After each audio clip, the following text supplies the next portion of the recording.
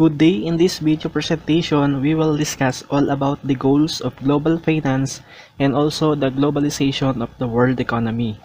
Normally, when we think of the financial management, siguro may isip natin that it focuses on the practical significance of financial numbers, or maybe may isip natin that it asks the question, what do the figures mean?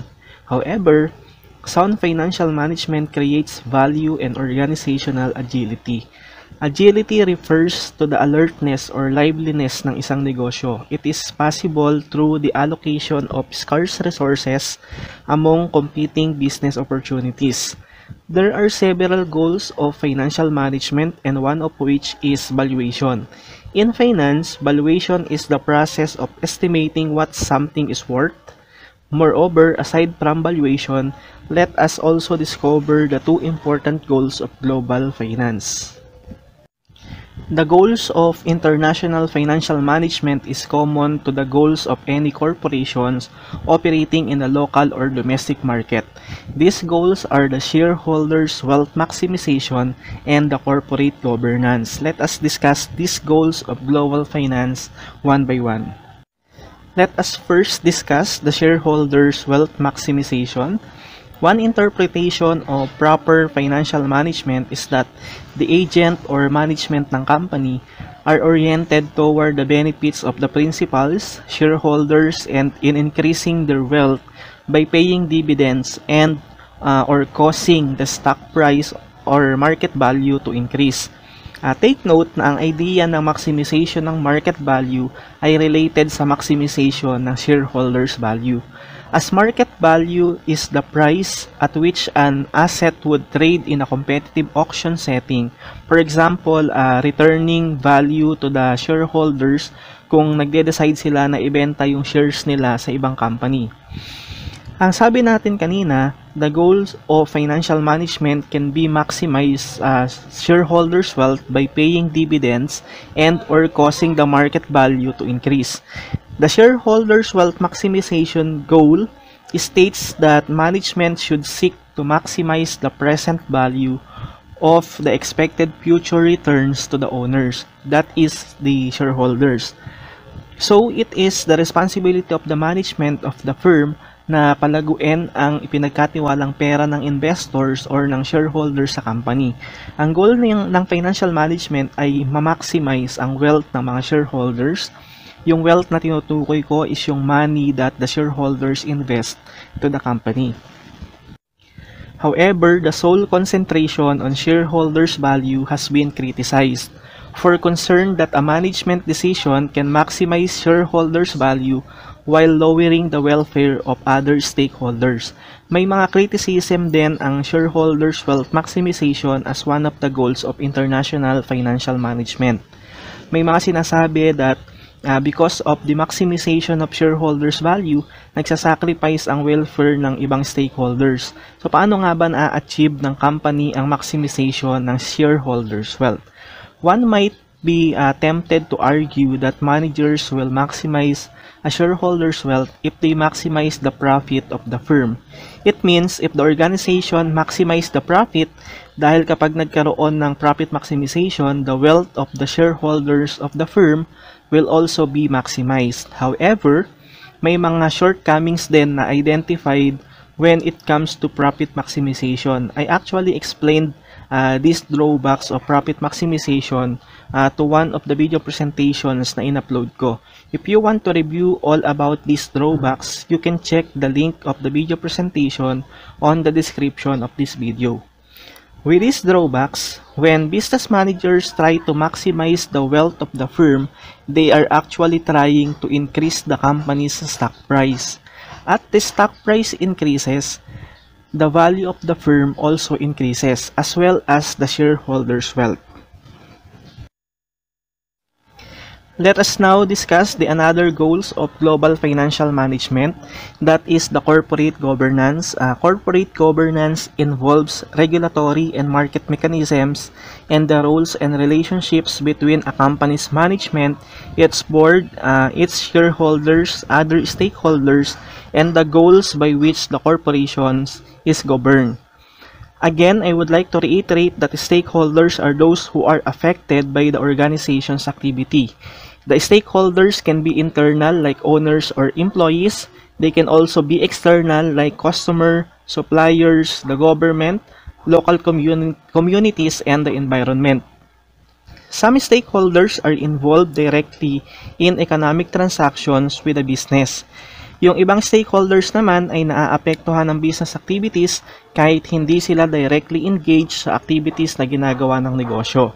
Because of the scale of the term stakeholder, there are different views as to whom should be included in stakeholders' considerations.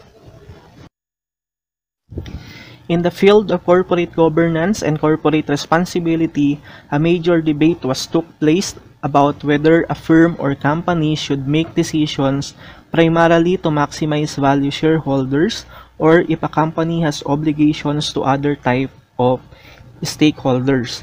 On our CSR class, we have learned that the organization should not only focus on the maximization of the shareholders' wealth or even profit maximization. They should also consider the welfare of the other stakeholders.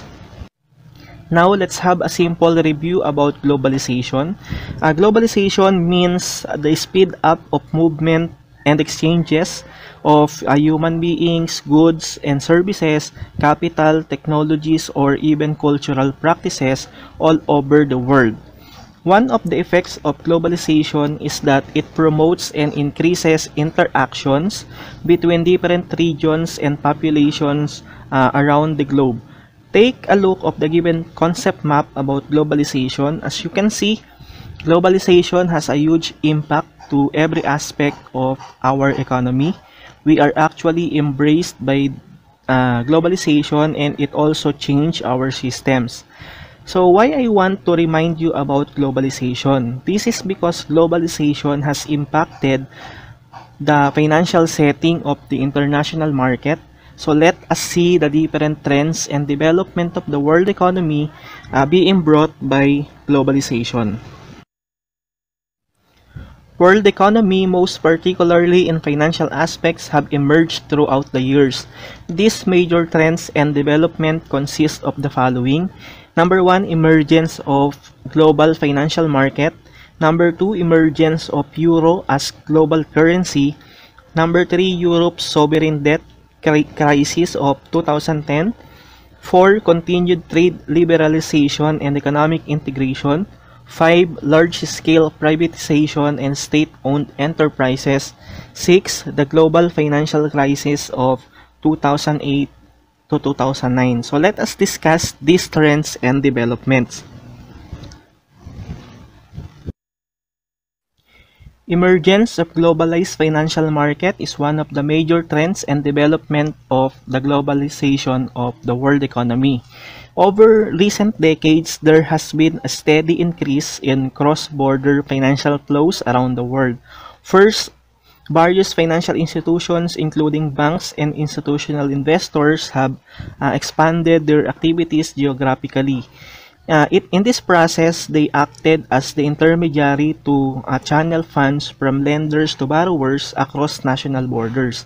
So, over the years, it might because of the globalization, financial markets became accessible to different banks and intermediaries sa iba't ibang panig ng mundo. So, kahit na magkakalayo ang iba't ibang bansa, mas naging madali para sa mga banks ang mag-expand ng financial activities or services from one country to another countries. This is the beginning of the globalized financial market. Second, the more mature securities markets have gained a clear cross-border orientation. In many instances, newly issued securities are designed and offered to the public in such a way as to maximize their appeal to international investors. Naging part ng globalized international market ang pag-i-issue ng mga securities publicly. In that way, mas maraming mga international investors ang nagkaroon ng access sa public securities na ino-offer ng iba't ibang multinational corporations and international banks. Here are the benefits of globalized financial markets. So the benefits of globalization of financial markets includes the more rapid spreading of technical advances, financial innovation, as well as more generally financial performance to the various parts of the globe. In a global financial market, technological advance in payment, settlement, and trading system as well as in financial information systems can be made available to all market participants instantaneously. For example, in the 1990s, certain large financial institutions published at no or limited cost the new methods of calculations which they had developed for measuring their market risk exposure as well as later their credit risk exposures. This contributed to a relatively rapid spreading of the new risk management technologies amongst numerous financial institutions which needed to upgrade their risk assessment system. Another source of benefit from a globalization of financial market is the spreading of financial innovation. Irrespective to their location of residence, financial market participants may provided they can demonstrate sufficient creditworthiness, make use of financial products as soon as these instruments start being marketed in a global financial marketplace. So mas nagiging accessible sa part ng mga financial market participants ang mga financial products na ipinoprovide ng financial market. The second trend and development is a focus on the emergence of euro as global currency. Euro represent the most significant change of our generation in the European trading environment. The euro is the first full-fledged rival to the US dollar in more than half a century. Step by step, the dream of Europe with frontiers is being realized. It has far-reaching implications for the world economy, and the world newest currency may become the most powerful. In terms of trade volumes, the euro will be bigger than the US dollars in a long run. So isa sa mga naging trends and developments sa globalization ng world economy ay ang pagdating ng euro not just a simple currency but as a global currency. When we say global currency, it is one that is accepted for trade throughout the world. It is one of the world's currencies na accepted sa financial transactions in international market. Another one is the Europe sovereign debt of 2010.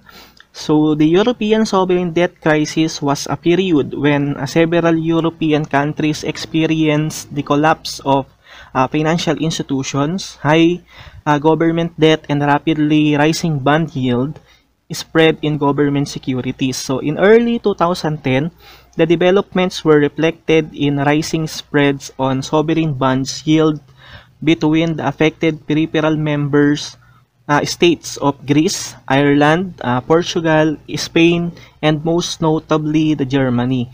So isa sa mga naging dahilan ng financial crisis sa Europe ay ang pagtaas ng sovereign bond yield sa iba't ibang bansa sa Europe.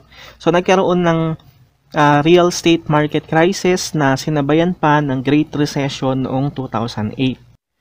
As we continue the story of the Europe's financial crisis, we will encounter some technical terms, so please take note of such.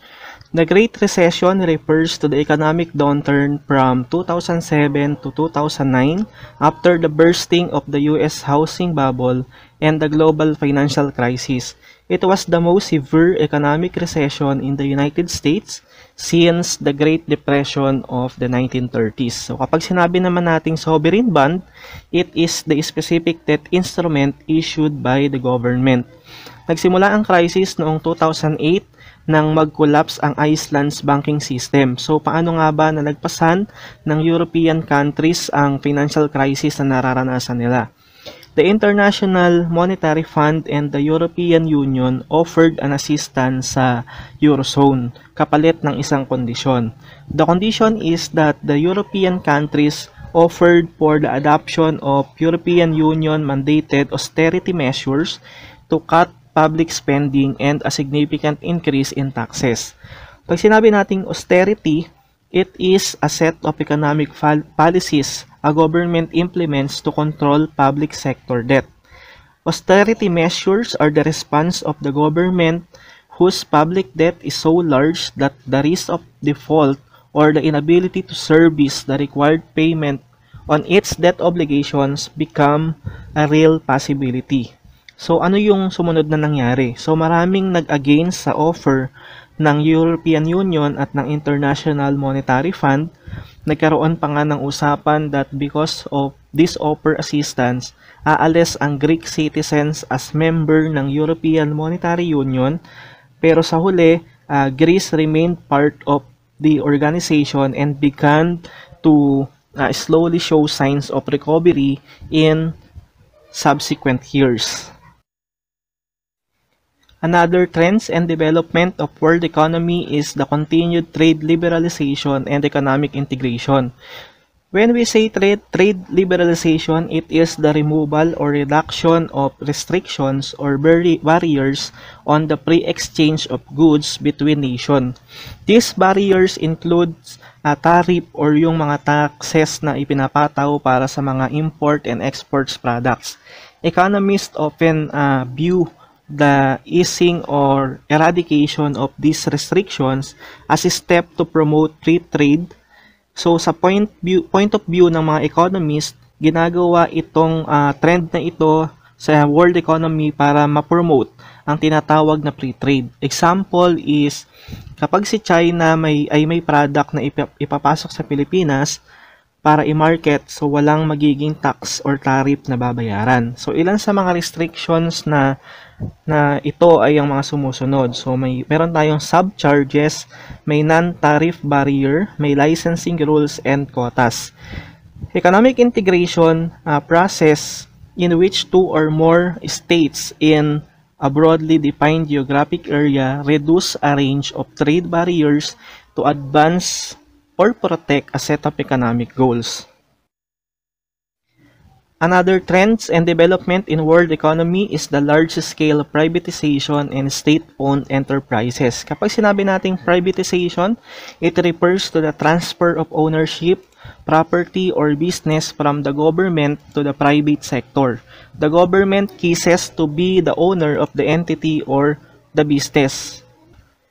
So, isa sa mga modern development when we talk about the world economy is that the privatization. Yung mga ari-arian ng public or ng government ay nako-convert into private. Because of the goal of financial management to maximize the wealth of the shareholders, this process could be one of the options para ma-achieve nila yung goals. The process in which a publicly traded company is taken over a few people is also called privatization. The stock of the company is no longer traded in a stock market, and the general public is banned from holding stake in such a company.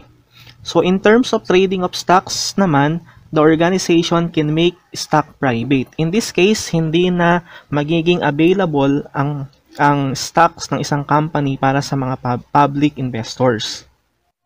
The last trend and development comes with the global financial crisis of 2008 to 2009. Read the global financial crisis of 2008. The link is posted on the description of this video.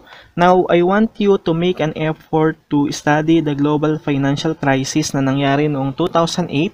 Please understand the article because it will be included in our examination. So this is the end of presentation and the end also of our module 2. God bless everyone.